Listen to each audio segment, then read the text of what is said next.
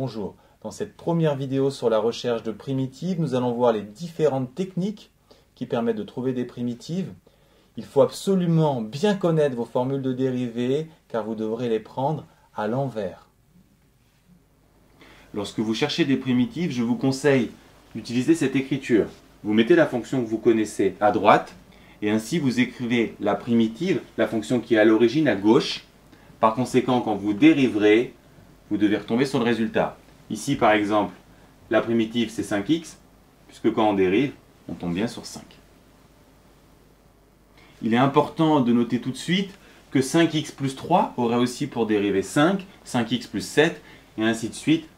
Tous les 5x plus k ont pour dériver 5, donc une fonction n'a pas une seule primitive, mais des primitives. Maintenant, on cherche la primitive de moins 8. Quelle fonction a pour dériver moins 8? Tout simplement, moins 8x, et on n'oublie pas, plus k. Ensuite, 2x, rappelez-vous votre tableau de dérivée. Quelle fonction a pour dériver 2x? Tout simplement, x carré. 3x carré, x cube. 4x cube, x4. De même, 8x7, x8 et e de x elle-même.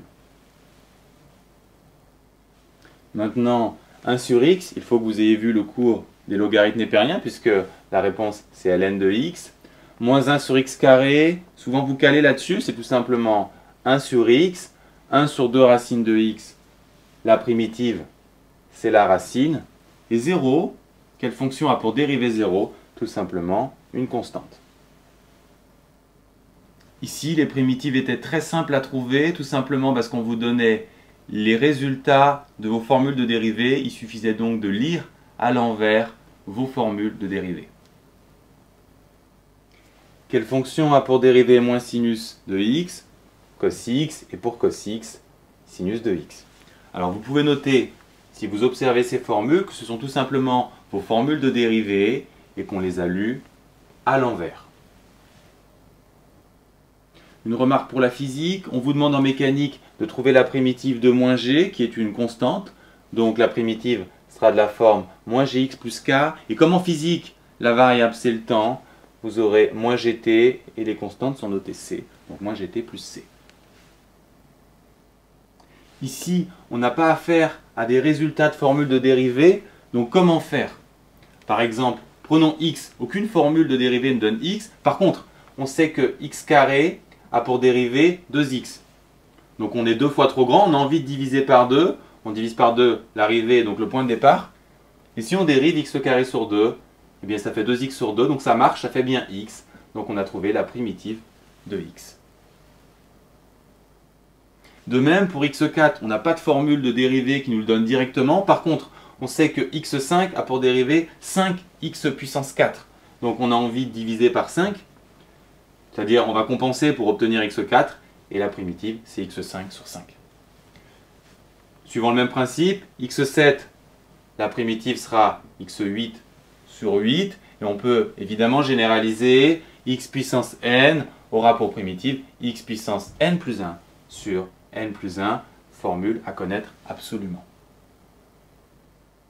Pour 5x, on ne cherche pas 5x, mais 1 sur x, on sait que la primitive, c'est ln de x, et pour compenser, on multiplie tout simplement par 5, d'où la primitive 5 ln de x. Pour 1 sur x carré, ça nous rappelle une formule, on se dit on n'est pas loin. La formule en fait c'est 1 sur x donne moins 1 sur x carré, il suffit de multiplier par moins 1 ou de changer le signe, donc la primitive c'est moins 1 sur x. Enfin, 1 sur racine de x, ça nous fait penser aux racines bien entendu. La formule de racine c'est 1 sur 2 racines de x. Donc il faut compenser, on fait quoi? Là pour le coup, il faut multiplier par 2 et on obtient 2 racines de x, la primitive cherchée. Ici, on va chercher les primitives de fonctions composées, donc on va utiliser les formules de dérivée en u. Alors pour la première, ici, e de 2x plus 5, ça nous fait penser à e de u.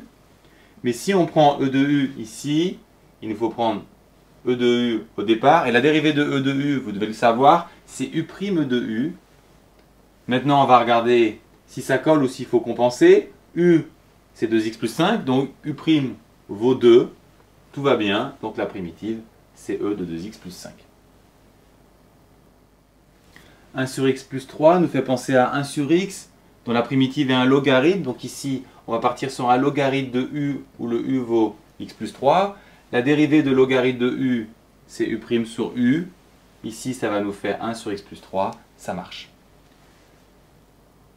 Primitive suivante, 5 sur 5x plus 2. Si on prend u égale 5x plus 2, u' c'est 5. Donc, on voit directement qu'on a une forme u' sur u. La primitive, c'est du ln de u. Il suffit de remplacer ln de 5x plus 2. On peut vérifier en dérivant. 5 sur 5x plus 2, ça marche. Ici, la fonction est un peu spectaculaire. Mais si on se dit que le bas c'est u, le u' ferait 2x plus 1. Donc, on a u' sur u. Donc, la primitive sera tout simplement le logarithme du bas. Si vous avez besoin de passer par les formules en u, pas de souci. Si vous arrivez à trouver la primitive directement, pas de problème non plus. L'essentiel, c'est de vérifier que votre proposition marche en la dérivant. Si vous tombez sur la fonction de départ, c'est bon. Avec les fonctions sinus et cosinus, on peut utiliser les mêmes principes. Ici, on veut du sinus u, donc on va partir avec du cos u. La dérivée de cosinus u, c'est moins u' sinus u. Si le u vaut 7x, le u' vaut 7. Donc ça marche. La primitive, c'est cosinus 7x. Dans l'exemple suivant, la formule est un peu impressionnante, mais si on prend u pour x carré plus 5, u' fera 2x. Donc on a tout simplement du u' cos u, qui est la dérivée de sinus u. On remplace u par x carré plus 5. Et on a la primitive cherchée. Bien entendu, si on a un doute, on peut toujours dériver.